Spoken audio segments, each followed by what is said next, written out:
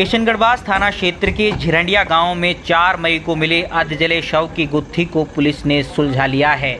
मामले में झज्जर हरियाणा के बोपलिया के गांव के 2 युवकों को गिरफ्तार किया गया है। पूछताछ में सामने आया कि जातीय वर्चस्व की रंजिश के चलते पहले हत्या की गई, फिर शव को पहचान छिपाने की नीयत से किशनगढ़बास इलाके में शव लाकर जला दिया गया। मृतक मनोज उम्र 23 साल झज्जर के बोपलिया गांव का निवासी था। 3 मई को उसी के गांव के इंद्रपाल और शक्ति सिंह ने उसकी हत्या की। इसके बाद वे शव को कार में डालकर लगभग 200 किलोमीटर दूर किशनगढ़बास थाना क्षेत्र के झिरंडिया गांव लाए और पहचान नहीं हो सके, उसके चलते मनोज के शव को जला दिया गया। पूछताछ में आरोपियों ने पुलिस को बताया कि उन्होंने मनोज की पहचान छिपाने के लिए उसका टैटू वाला हाथ काट दिया, फिर शव पर केमिकल डालकर उसे जलाया ताकि पहचान ना हो सके। लेकिन पुलिस ने तकनीकी जांच और सीसीटीवी फुटेज के आधार पर मामले की परतें खोली। पुलिस की प्रारंभिक जांच में मामला सामने आया कि मृतक और आरोपी एक ही जाति समुदाय से हैं और दोनों पक्षों के बीच लंबे समय से जाति वर्चस्व को लेकर विवाद चल रहा था। मृतक मनोज और दोनों आरोपियों के खिलाफ पहले से हरियाणा में कई आपराधिक मामले भी दर्ज हैं। पुलिस ने झिरंडिया गांव के आसपास के हजारों सीसीटीवी कैमरों की फुटेज खंगाली और तकनीकी जांच के जरिए आरोपियों तक पहुंच बनाई। पुलिस टीम को आरोपियों के गांव में कार्रवाई करने के लिए कई रातें गाड़ियों में ही बितानी पड़ी। पुलिस अधीक्षक मनीष चौधरी ने बताया कि शव अधजला था और पहचान नहीं हो पा रही थी। हमारी टीम ने बारीकी से जांच की और कड़ी मेहनत के बाद आरोपियों को गिरफ्तार किया। अभी वर्चस्व का मामला सामने आया है। मामले में आगे की जांच जारी है। इसमें कुछ और आगे भी शामिल हो सकता है, जिसकी जांच लगातार जारी है। जैसा कि आप सभी लोगों को संज्ञान में है, 4 मई को किशनगढ़बास थाना एरिया के अंदर एक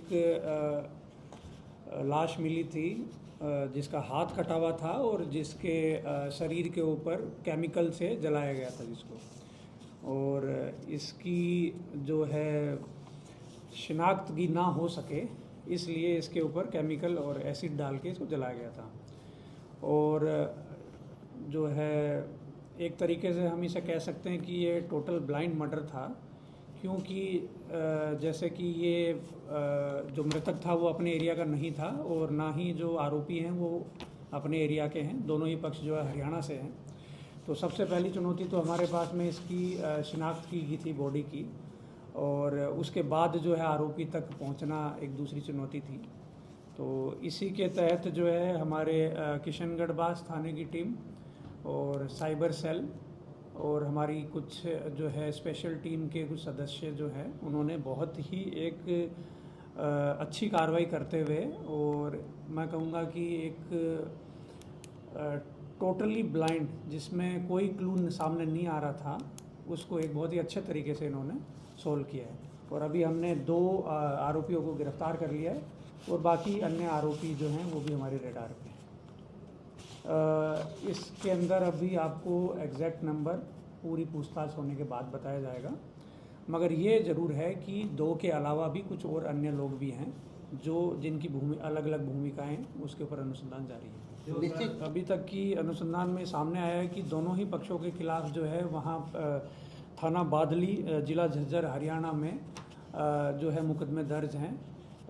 3 से 4 मुकदमे जो मृतक है उसके खिलाफ दर्ज होना बताए हैं और 3-4 मुकदमे जो हैं वो आरोपियों के खिलाफ भी दर्ज होना बताएं। तो अभी तक की पूछताछ से ये सामने आया है कि दोनों ही पक्षों के बीच में पुराने टाइम से रंजिश चली आ रही है।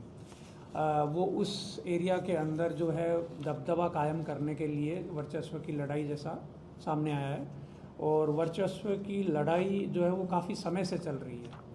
पहले भी इनके बीच में लड़ाई झगड़े होते आए हैं, मगर अब ये धीरे धीरे इस हद तक बढ़ गई कि एक पक्ष ने दूसरे पक्ष की हत्या कर दी। जी, जैसा कि आपको पता है कि 4 तारीख को इस एरिया में आंधी और तूफान भी आया था काफ़ी ज़्यादा रात में। उसके बावजूद जो है हमारी टीम ने बहुत ही अच्छा कार्रवाई करी और लगभग जो है आसपास के करीब 150 से 200 कैमरे जो हैं वो चेक किए गए और भी जो तकनीकी साक्ष्य जो हैं वो जुटाए गए।